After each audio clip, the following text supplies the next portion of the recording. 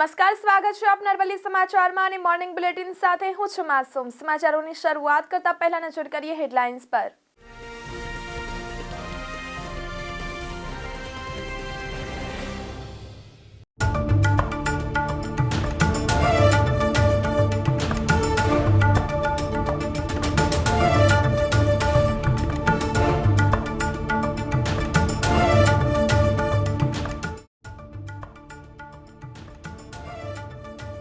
એક, 2 અને 3 ફેબ્રુઆરી માવઠાની આગાહી। ઉત્તર ગુજરાતના 7 જિલ્લામાં છૂટાછવાયા સ્થળે માવઠાની શક્યતા।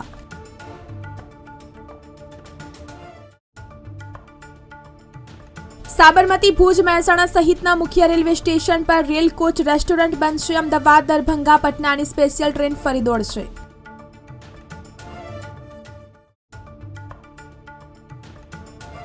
અમદાવાદમાં ફરીથી ઠંડીનું જોર વધવાની શક્યતા। 2 વેસ્ટર્ન ડિસ્ટર્બન્સથી 24 કલાકમાં ફરી ઠંડીનું જોર વધવાની શક્યતાઓ।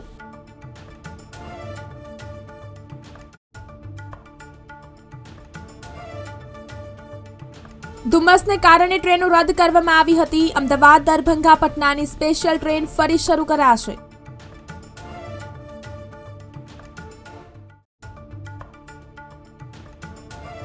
રાજ્યવરા નિરીક્ષકની સૌથી વધુ 323 જગ્યા। જીપીએસસીનું આ વર્ષનું ભરતી કેલેન્ડર જાહેર। 79 કેડરની 1751 જગ્યા ભરાશે। જૂનથી અમલ થશે। હાલ મગફળી અને કપાસની સિઝન હોવાથી યાર્ડમાં ભરપૂર આવક થઈ રહી છે। ગત સપ્તાહે પુષ્કળ આવકને કારણે યાર્ડમાં 5 દિવસ મગફળીની આવક બંધ રાખવી પડી હતી। પડતર મગફળીનો નિકાલ થયા બાદ યાર્ડમાં 11,100 ક્વિન્ટલ મગફળીની આવક નોંધાઈ હતી। વડોદરા રેલવે સ્ટેશનની મુલાકાતે આવેલા રેલવે જનરલ મેનેજર સાથે મળેલી બેઠકમાં સાંસદ ડોક્ટર હેમાંગ જોશીએ વડોદરાથી પ્રયાગરાજ ટ્રેન ફાળવવાની રજૂઆત કરી હતી। જેને પગલે 17 ફેબ્રુઆરીથી વિશ્વામિત્રી રેલવે સ્ટેશન પરથી પ્રયાગરાજની ટ્રેન શરૂ કરવામાં આવશે। સતત વેસ્ટર્ન ડિસ્ટર્બન્સની અસરો રહેતા અચાનક જ તાપમાનમાં 2 ડિગ્રી સેલ્સિયસનો વધારો ઘટાડો થઈ રહ્યો છે। કેટલાક વિસ્તારોમાં કે જ્યાં ઉત્તર પૂર્વ દિશા તરફથી પવન આવી રહ્યા છે ત્યાં તાપમાન ઘટી જાય છે। સમગ્ર દિવસ દરમિયાન ગુજરાતવાસીઓ ગરમીનો અનુભવ કરી રહ્યા છે।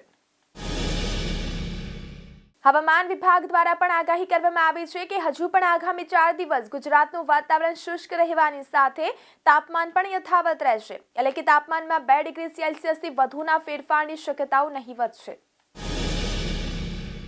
2025નો જાન્યુઆરી મહિનો સામાન્ય વર્ષોની સરખામણીમાં ગરમ રહ્યો છે। તેમાં પણ પાછલા પખવાડિયામાં ઉત્તર, મધ્ય અને દક્ષિણ ગુજરાતના ભાગોમાં ઠંડીનું પ્રમાણ સતત ઘટતું ગયું છે, પરંતુ સૌરાષ્ટ્રના ભાગોમાં ક્યારેક ઠંડી વર્તાઈ રહી હતી।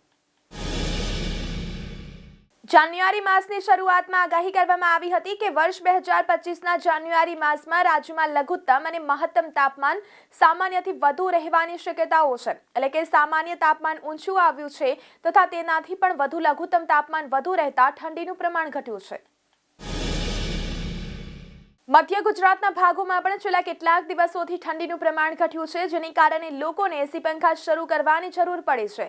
જાન્યુઆરી માસમાં જ દિવસ દરમિયાન મહત્તમ તાપમાન 29 થી 30 ડિગ્રી સેલ્સિયસની આસપાસ રહેતા દિવસે ગરમીનો અહેસાસ થાય છે।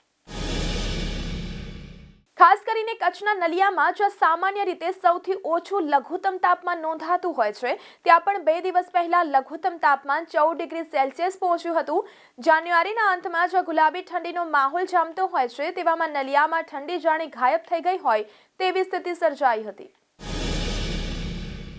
ગુજરાતમાં છેલ્લા 8 થી 10 દિવસથી એવી પરિસ્થિતિનું નિર્માણ થયું છે કે એક દિવસમાં એકાએક તાપમાનમાં 2 ડિગ્રી સેલ્સિયસ સુધીનો વધારો થઈ જાય છે, તો બીજા દિવસે 2 થી 3 ડિગ્રી સેલ્સિયસનો ઘટાડો થઈ જાય છે।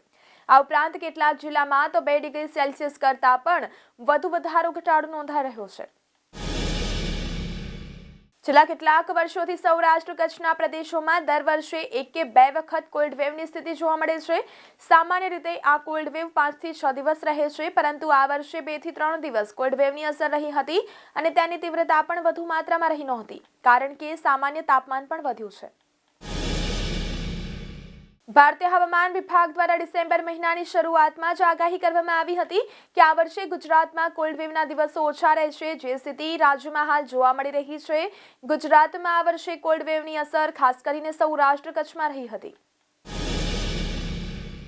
ગુજરાતમાં આ વર્ષે 2023-24ની સરખામણીમાં તાપમાનમાં વધુ પ્રમાણમાં ઘટાડો થઈ રહ્યો છે. એટલે કે ગત વર્ષની સરખામણીમાં આ વર્ષે શિયાળામાં ઠંડીનું જોર વધ્યું હતું, પરંતુ કોલ્ડ વેવની અસર ઓછા દિવસ સુધી વર્તાઈ હતી.